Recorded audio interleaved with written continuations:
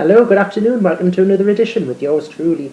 Yes, as well as enjoying my break, I have another interview for you all lined up, and it's going to be based on the subject about Newcastle Pride and what will be happening this year. But I'll say no more, because joining me on the line is a man who I wake up to on occasions for Pride World Radio. He also has a screen wife on the radio station, which is my macho man, Mr. Peter Durant, and he was also chairman of Northern Pride for many, many years. Ladies and gentlemen, with me on the line, could you please welcome the fabulous Mr. Mark Nichols. Good afternoon, Mark. Hello. Hello, thank you for joining me, dear. How are you doing? I'm fine, thank you. How are you? I'm very well. It's a lovely day. It is. We're heading into summer, and hopefully this will be the start of the summer. Yes. So you used to be involved with chairing Pride as well. Can I ask you, how long were you involved with the project, and what made you decide to leave as chairman? I was with Pride for nearly 7 years. But in 4 years, the last 4 years as the chair of Pride. I retired in September because we'd taken over Pride World Radio. So something had to go somewhere along the line. I didn't have enough hours in the day, so I now spend more of my time with Pride World Radio and developing all the new bits and pieces that are coming with all the excitement of the new app that's coming along and our TV that's going to launch this year. So I retired as chair of Pride and still helping out every now and again with lectures and things like that, but that was the reason I left. Will you be attending Pride this year? Well, what, sorry? Are you attending Pride this year? Oh, I'll be there with Pride.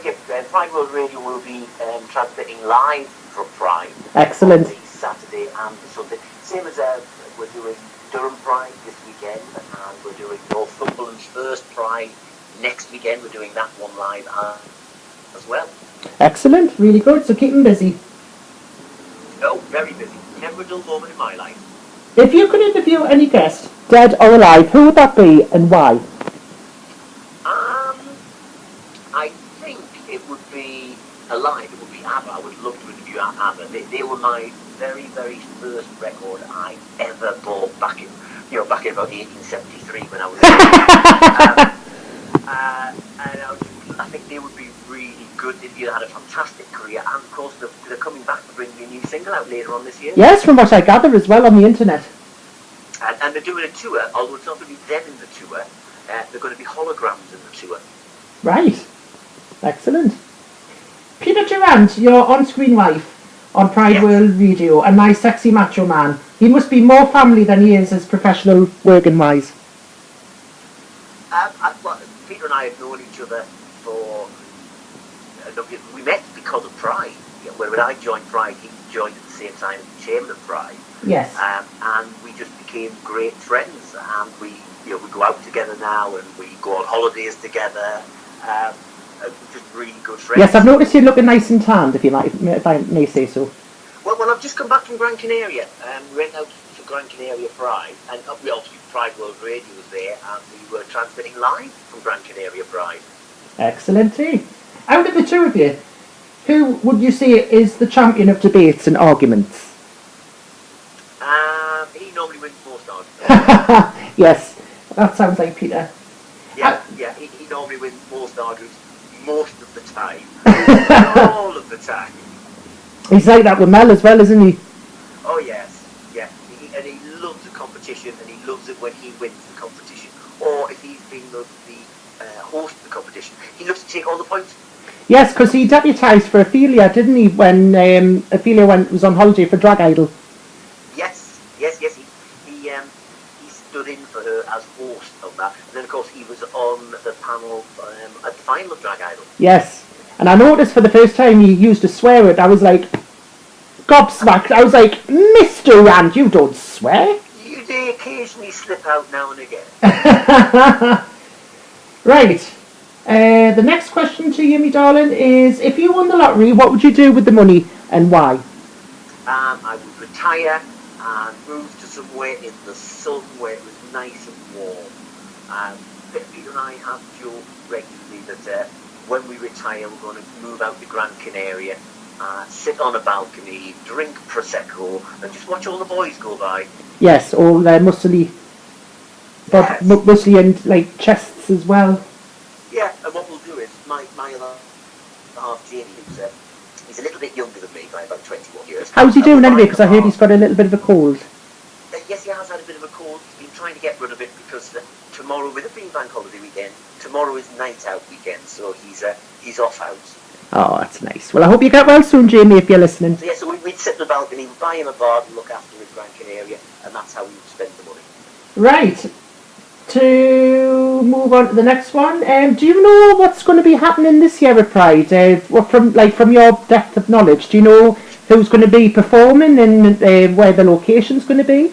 Yeah, it's going to be on Nunsmoor, which rather than the Townwood, different site to where it was last year. Is that further on from the exhibition park?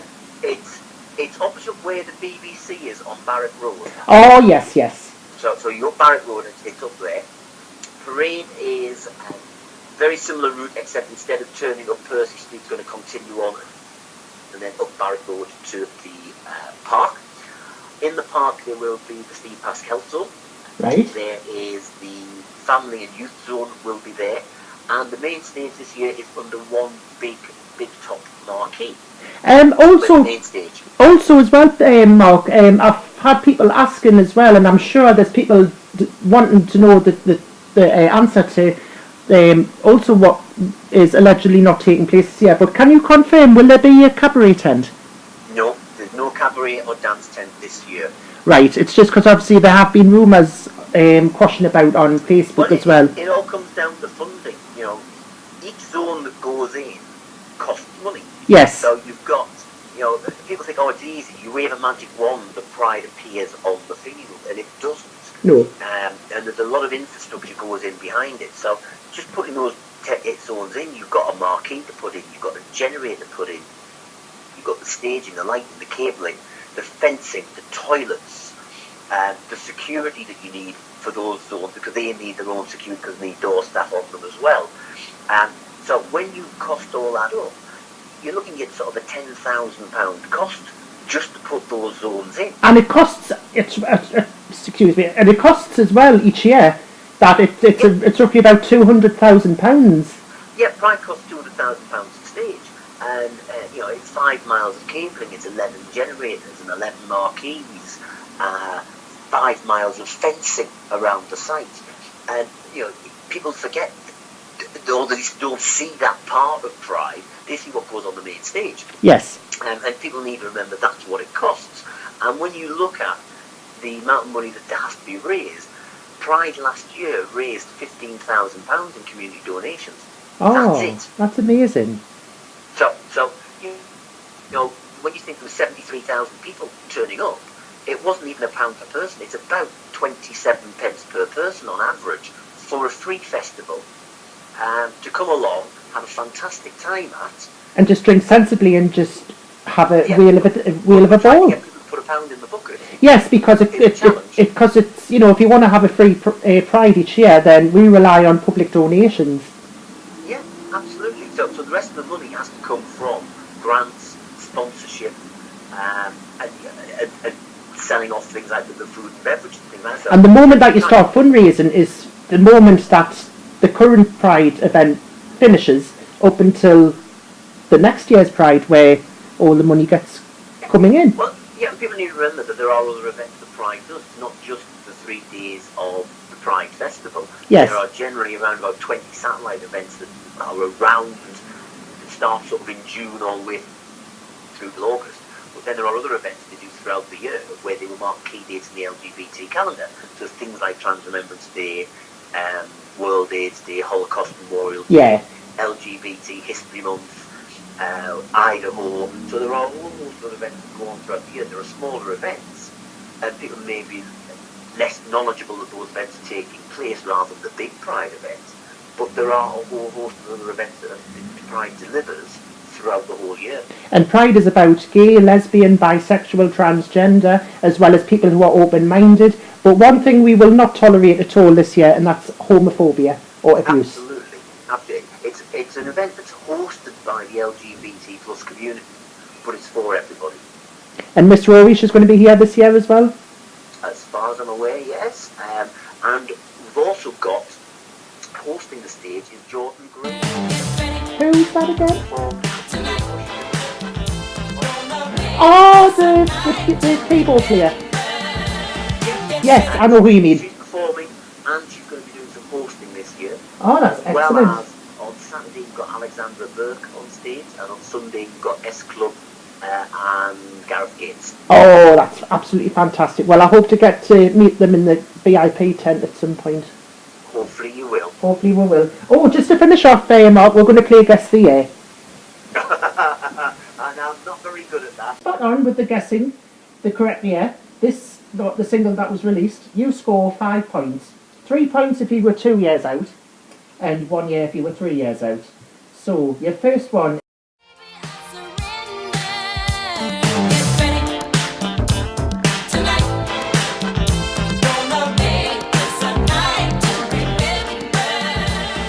Shalimar, A Night to Remember. 1995? You said 1995. I can tell you that it is 1982.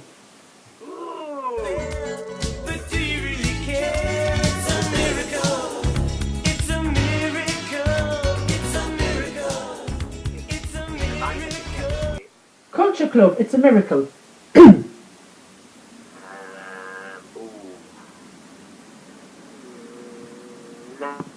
1988. You said Culture Club, It's a Miracle was released in 1988. I can confirm that you were 4 out. It was 1984. Oh, at least I got the right decade. Yes, you certainly have. I paid for you with tears and swallowed. Madonna, Beautiful Stranger. Stranger. Would 2002? You said Madonna was released in 2002 with the title Beautiful Stranger. You scored 1 point because it was actually 1999. Oh, I was close at that time.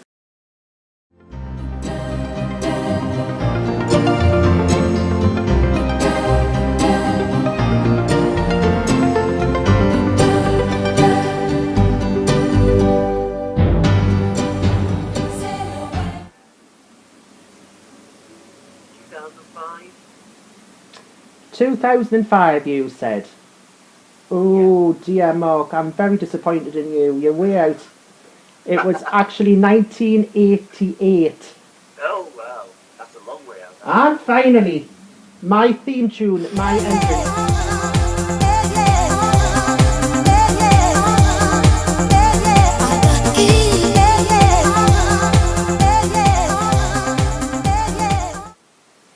2007.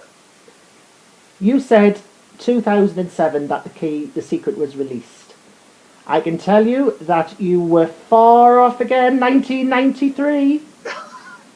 So you've only scored 1 point.